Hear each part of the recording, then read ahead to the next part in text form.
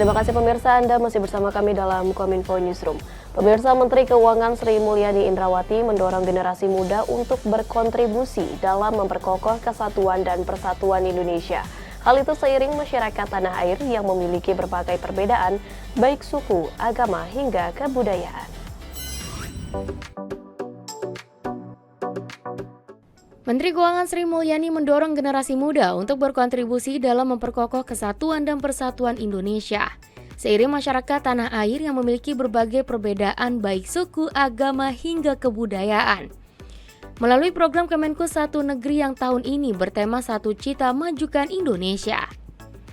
Kemenku Satu Negeri yang pertama kali diselenggarakan pada tahun 2021 merupakan kegiatan membangun komunikasi dan keterbukaan terhadap kebinekaan antara peserta Secondment, Kementerian Keuangan dengan siswa SMP dari Sabang sampai Merauke.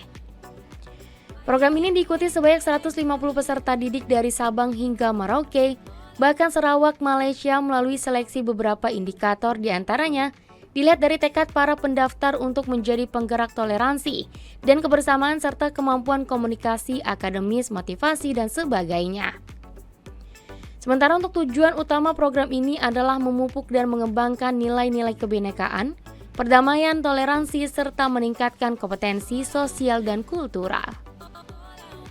Justru pada saat kalian muda, kalian sangat menyadari bahwa ini adalah salah satu aset atau hal yang sangat berharga dari bangsa kita, yang kalian semuanya memilikinya. Jangan dilepas, jangan sampai rusak, kita jaga bersama. Nah, 150 adik Sani yang berasal dari Sabang dan Merauke bahkan dari luar negeri, ini akan saya harapkan sesudah mengikuti program Kemenku Satu Negeri yang temanya Satu Cita Majukan Indonesia, Anda ini akan menjadi bibit-bibit yang baik bagi bangsa Indonesia yang akan terus berkembang karena kalian masih akan terus melakukan perjalanan hidup, akan terus melakukan berbagai macam tahap-tahap dalam belajar, dalam hidup. Saya berharap pengalaman kalian selama mengikuti program Kemenku Satu Negeri bisa menjadi tambahan bekal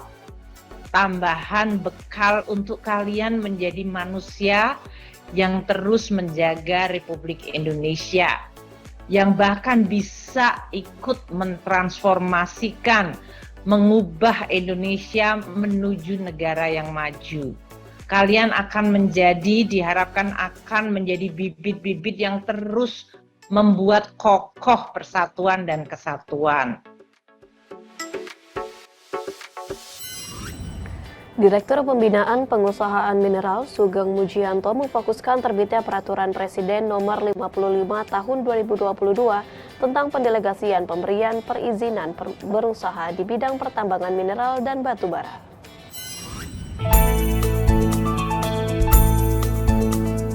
Direktorat Jenderal Mineral dan Batubara Kementerian Energi dan Sumber Daya Mineral Republik Indonesia mengadakan kegiatan bimbingan teknis pelayanan usaha mineral dan batubara bersama dengan anggota Komisi 7 DPR Republik Indonesia Daerah Pemilihan Provinsi Jawa Tengah secara luring dan daring. Dalam sambutannya terkait dengan regulasi, Sugeng Mujianto selaku Direktur Pembinaan Pengusahaan Mineral memfokuskan terbitnya Peraturan Presiden Nomor 55 Tahun 2022 tentang pendelegasian pemberian perizinan berusaha di bidang pertambangan mineral dan batubara atau Minerba.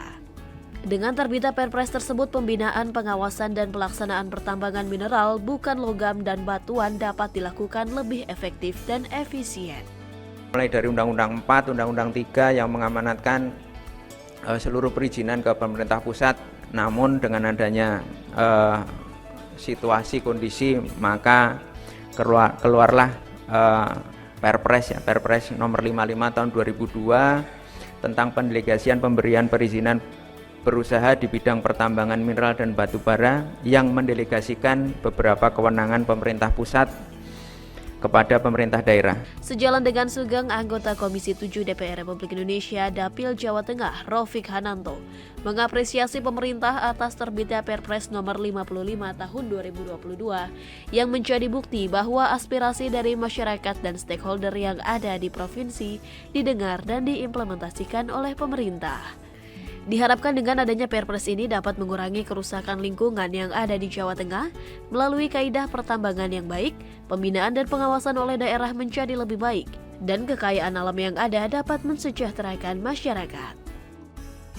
Tahun 2002 yang memberikan mandat kepada pemerintah provinsi untuk mengeluarkan izin usaha pertambangan ini bisa berdampak positif pada bimbingan dan penguasaan yang lebih baik, kemudian kepada pelaksanaan good mining practice yang lebih baik, sehingga kekayaan alam terolah dengan optimal tapi tidak merusak. Kita beralih ke informasi lainnya pemirsa. Badan Narkotika Nasional dan Bareskrim Polri sepakat kerjasama pelaksanaan rehabilitasi pecandu, penyalahguna dan korban penyalahgunaan narkotika. Kerjasama ini merupakan penyamaan persepsi dalam penanganan kasus narkoba sekaligus payung hukum aparat kepolisian. Badan Narkotika Nasional dan Bareskrim Polri melakukan penandatanganan kerjasama pelaksanaan rehabilitasi pecandu, penyalahguna dan korban penyalahgunaan narkotika. Kegiatan penandatanganan perjanjian kerjasama ini merupakan upaya untuk menyamakan persepsi dalam upaya penanganan kasus penyalahgunaan narkoba, serta menjadi payung hukum bagi para petugas kepolisian di seluruh Indonesia dalam menangani para pecandu dan penyalahguna narkoba.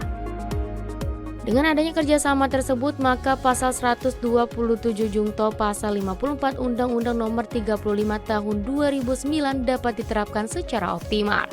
Saat ini angka prevalensi penyalahguna narkoba sebesar 1,95%. Oleh karena itu, upaya penyelamatan penyalahguna narkoba harus dilakukan dengan maksimal. Kepala BNN Republik Indonesia Dr. Petrus Reinhardt juga mengapresiasi kepada Bareskrim atas inisiasinya untuk mengoptimalkan upaya rehabilitasi bagi para pecandu dan penyalahguna narkoba, dan mengimbau kepada masyarakat berani untuk melapor apabila ada sanak keluarga yang menjadi pecandu atau penyalahguna narkoba untuk dapat direhabilitasi demi kebaikan bersama. Menghimbau kepada para keluarga, orang tua, lapor dan selamatkan anak Anda, selamatkan keluarga Anda dengan direhabilitasi. Jangan takut lapor, jangan takut direhabilitasi.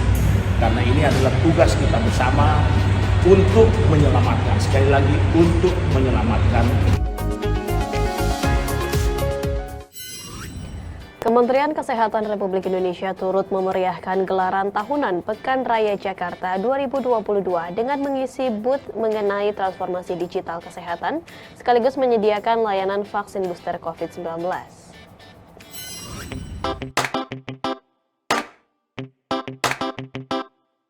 Kementerian Kesehatan membuka stand pelayanan kesehatan gratis di Pekan Raya Jakarta 2022 G-Expo Kemayoran, Jakarta. Adapun pelayanan kesehatan gratis yang disediakan Kementerian Kesehatan seperti vaksinasi booster COVID-19, teknologi kesehatan virtual reality, pemeriksaan kesehatan dan edukasi transformasi teknologi kesehatan.